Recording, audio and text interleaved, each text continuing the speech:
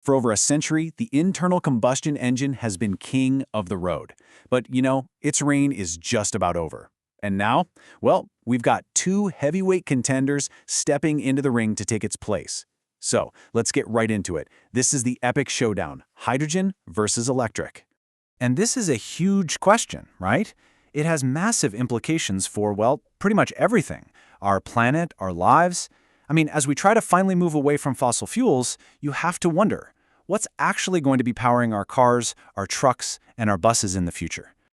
And make no mistake, this isn't just about cool new gadgets or fancy tech. This is a critical race. Why? Because the transport sector, everything that moves us around, is a massive source of carbon emissions. And tackling that's one of the biggest challenges we face. So the bottom line is pretty simple. We absolutely have to find a way to get around that doesn't pump tons of carbon into the atmosphere. The goal here is a clean, sustainable way to power our world on the move. And that brings us to our first contender. Okay, so let's talk about hydrogen. For years, we've heard it being called the clean fuel of the future. The idea of powering cars with these fuel cells, it sounds almost like magic, doesn't it? So how does this stuff actually work? Okay, so what's really cool about this is how kind of elegant it is. So you've got hydrogen gas going in on one side. The fuel cell splits it apart into protons and electrons. Now, those electrons, they flow through a circuit, and that's what powers the car's motor. Then, on the other side, those protons and electrons get back together with oxygen from the air, and get this, the only thing that comes out of the tailpipe is pure water. Look at that. This equation just shows you how beautifully clean the process is. You take two hydrogen molecules, add one oxygen molecule, and what do you get? Two molecules of H2O. That's it. No carbon, no nasty soot, no pollution. Literally, just water. And that's the magic number right there, 0. At the point of use, when you're actually driving, these cars are completely clean. This is why a lot of people think hydrogen is so promising, especially for heavy-duty stuff like buses and big trucks, where trying to use massive, super heavy batteries would be a huge problem. But here's the thing. While hydrogen has been called the fuel of the future for a long time, our present, that seems to belong to its biggest rival, the all-electric vehicle. We've all seen these around by now, right? It's a pretty simple concept. Instead of a gas tank and an engine, you've got a big rechargeable battery pack, and that powers one or more electric motors. They're simple, they're quiet, and man, are they powerful. And just like their hydrogen cousins, the biggest plus for EVs is right there at the tailpipe, or I guess the spot where the tailpipe used to be, 0 direct emissions. That means cleaner air in our cities, and it directly cuts down on the greenhouse gases from our daily drives. But, and this is a big but, it's not quite that simple.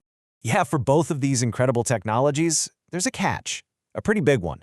That whole 0 emissions promise, it comes with a giant asterisk next to it. And that asterisk is all about how we get the fuel in the first place.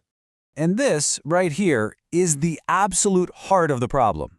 A car can only ever be as clean as the energy you put into it. It doesn't matter if it's hydrogen or electricity, where that energy actually comes from, that changes everything. So let's start with hydrogen's little dirty secret.